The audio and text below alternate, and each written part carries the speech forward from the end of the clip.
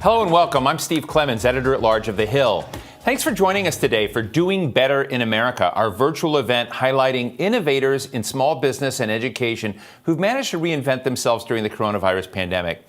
I want to tell you something. The reason why we're doing today's program is because this nation is hurting. There's a lot going on. People are having a tough time, and yet people are scrambling to get it right. They're scrambling to find ways to get ahead, and we wanted to give a profile to some of those few stories. Every story we talk about today is a microcosm of the major things that are going on around in America. So I hope you're inspired. I hope you're challenged. We know that there are also those who are having a tough time, but that is why my fantastic team put this together today. Before we begin, I'd like to thank our sponsor, Philip Morris International, for supporting today's conversations.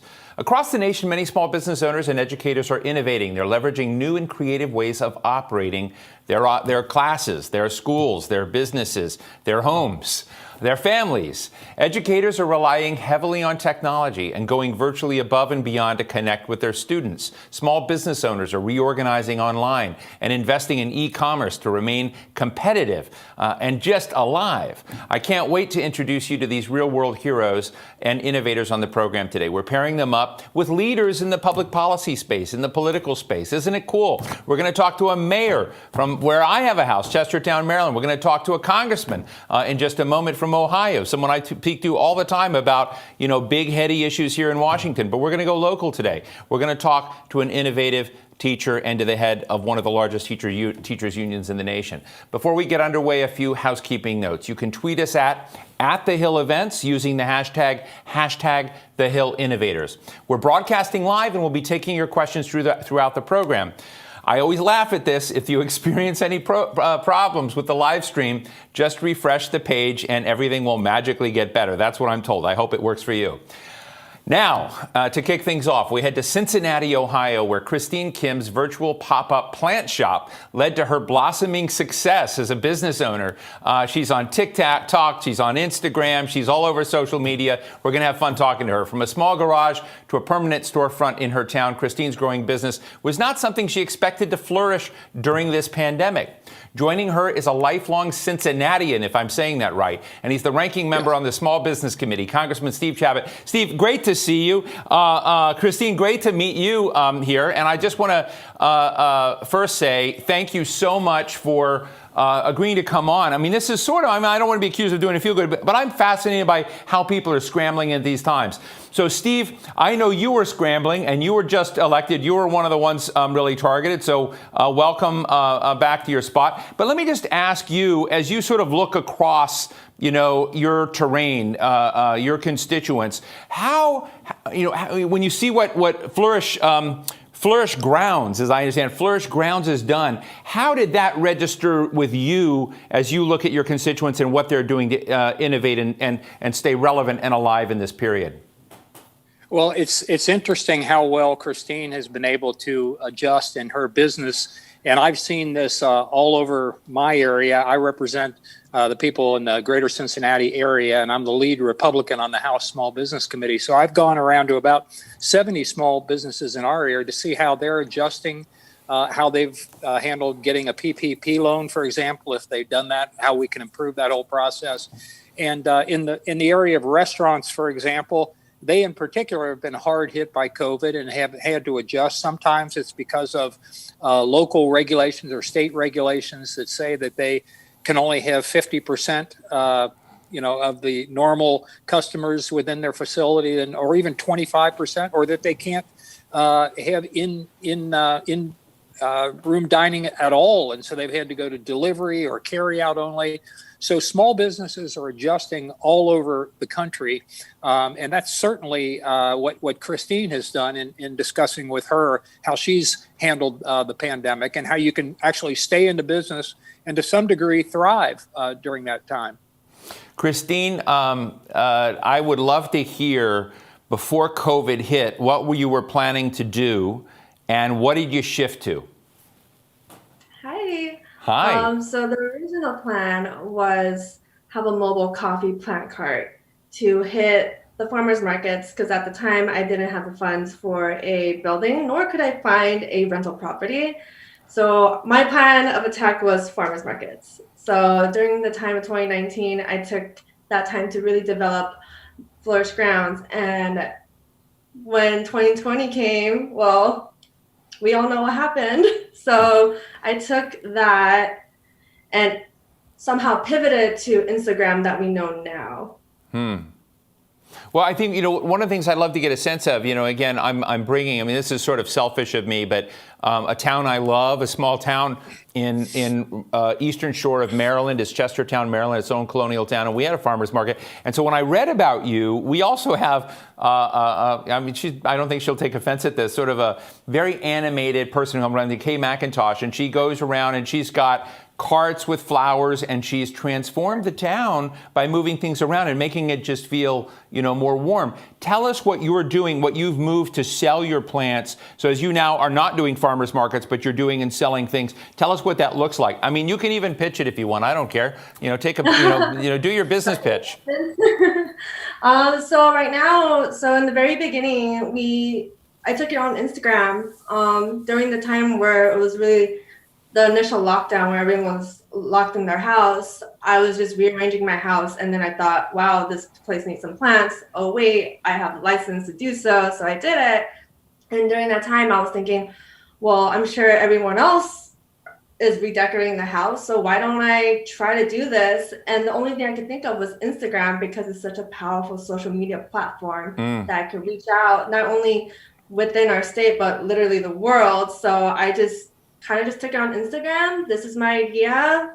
Let's see what happens. And next thing I know, one round after another, we sold out. And then after when the restrictions have lifted, a lot of people messaged me to come out to see the plants. Well, I told them, I'm not a plant store. It's in my yard, in my garage. But if you guys feel like you want to do like a plant yard sale kind of thing, then right. And if you feel safe and you take the proper precautions, then all is welcome. And then during the summer months, we were dubbed as the garage store in Madisonville. And then, things started rolling from there. Well, let me ask you a quick question. I want to, talk to you about Steve Chabot. You know him as Steve Chabot. I know him as Ranking Member Chabot, Chairman Chabot, Representative Chabot. When you kind of comes the intersection, Steve Chabot is great reputation working across lines for small business in America. What does small business need? What does Congress, what does the halls of public policy here in Washington need? And I'm going to, ask the congressman to come in and talk about, what's on the dashboard to continue to be supportive of small business in America. Yeah, so I believe Congressman Chabot does a really great job with his PPP. But as a nation, I think making COVID relief grants more accessible for new businesses like myself is something important, just because we're legally established back in 2019, but nothing has rolled until this year. Technically, I've been a year in, but because of what happened, I don't really qualify for grants. So with that kind of stuff, I kind of wish that there's grants for people like me who don't have a lot of employees or don't have the necessary paper trail to meet the eligibility for grants. So that's the only thing I could think of. But I believe Congressman has been doing a really great job. I know he really cares about the small businesses here. Well, let me ask Steve, the same question. Steve, the last time we spoke, you and I actually talked about ventures, micro firms that were smaller in scale than how we kind of classically looked at small businesses. And you said this was one of your areas of real concern. What does this town need to hear to get this equation right? Well, we're close to having a second round of PPP loans available, and there would be a set aside in there for micro businesses, those that have 10 or fewer employees. And that may be, a lot of them weren't sophisticated enough to get in the first round. They either didn't have a long time relationship with a financial institution, so we ran out of money before they got in, or some other thing just stopped them from getting in the door. So we want to make sure that those who didn't get one in the first round, or businesses who maybe did get one but really need a second loan, that they're both eligible. I'll tell you another thing we've done in this legislation, if we can get it passed, and it has to be bipartisan, meaning Republicans and Democrats working together. It has to be bicameral, meaning the House and the Senate are working together. And the president, of course, has to be on board to sign it as well. So all those things have to come together. But we're also trying to make the forgiveness process more flexible for people. And because right now, people who had the loan are now going in and trying to make sure they don't have to pay the loan back. And it can be a pretty paperwork intensive project. So we're trying to simplify that so people don't have to pay that loan back. That was the idea when we passed this PPP program, was for those to be forgivable loans for the most part. Steve, one of the things, and again, I don't know the answer. I sometimes ask questions I know the answers to, and sometimes I don't. But this one I don't, and we're going to have razor thin majorities, no matter which party leads in the House and the Senate. And it's going to be so much closer. And when it comes to small business, which is the backbone of business, is the backbone of employment, the backbone of entrepreneurship in America, I'm just wondering, do we need a roadshow or do we need a kind of workshop for members to understand how this world works? Is the literacy level of your colleagues where it should be when it comes to looking at the kind of, grit and detail and trouble of, small businesses in America and why? Because my assessment is this is an area that's in trouble. It's been in trouble for a while. And I'm just wondering where your head is in this. Well, I do agree that we do need to educate those new members that come here to Congress, even some of the ones that have been around here for a while who may not appreciate how important small businesses are or what they have to deal with, whether it's regulations or taxation or, getting employees. Nowadays it can be workforce is tough. Prior to COVID hitting, the unemployment levels were so low that it was hard to find good qualified people for, a position that you had open. So I do think it's important for us to make sure that members are educated in what is important to America's small business. So I do agree that is something we ought to work on. The one other thing I'd mention, Steve, is every member of Congress, and there are 435 of us in the House, and of course 100 senators too. We all have small businesses in our district. So it's absolutely critical that we do understand what small businesses need and how to help them to be successful. Again, I'm going to ask you both Christine and Steve. But let me start with Steve. With the Biden administration coming in on this theme, doing better in America, what does the Biden team need to do to qualify as doing better in your book? Well, I think they're going to need to work with Congress. It's important to have the executive branch being the president, and the Small Business Administration is under the president too. So the head of that organization, and of course the new treasurer, the Secretary of Treasury right now, it's Mnuchin, and he was very involved in both the crafting and the implementation of the PPP program, and then the regulations after that. And that was really important. So you're going to have the administration working closely with Congress to make sure that we can pass good legislation. And the existing legislation that's already on the books, that we implement those things so that, we're not burdening small businesses with more regulations. And that can be a real challenge for a small business.